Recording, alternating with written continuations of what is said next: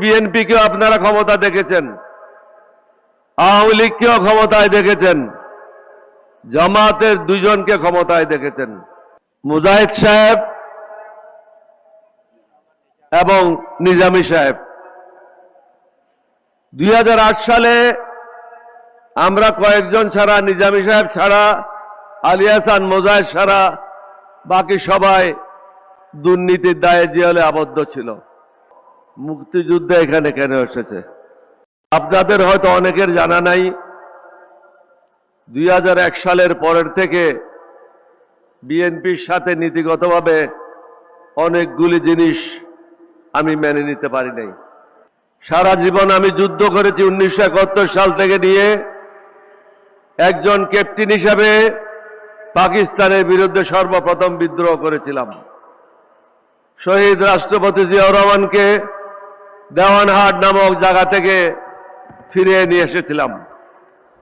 যদি উনাকে ওখান থেকে ফিরিয়ে না নিয়ে আসতাম, হয়তো 5 মিনিটের মধ্যেই উনাকে গুলি করে হত্যা করে কর্ণফুলীতে ফেলে দিত। পরে দুজনে গিয়ে বাংলাদেশের স্বাধীনতা ঘোষণা করা হলো। লক্ষ্যটা কি ছিল?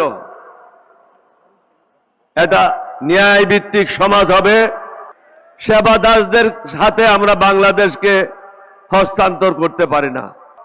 আপনারা শুনেছেন বিএনপির মহাসচিব বলেছিল এই অগাস্টের মুভমেন্ট যেটা হয়েছে এটাতে আমাদের কোনো অংশগ্রহণ ছিল না।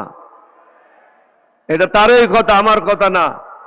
তাহলে বিএনপি এখন যে অবস্থায় আছে এটা তারা চায় নাই, তারা হাসিনাকে চেয়েছিল।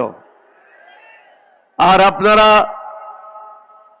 1400-র উপরে শহীদ হয়ে নতুন বাংলাদেশের স্বপ্ন দেখেছিলেন। সেই স্বপ্ন বাস্তবায়ন করার জন্য প্রয়োজন ইনসাফের সমাজ। আর কারা মোদির দালালি করবে এটা চিহ্নিত করেন।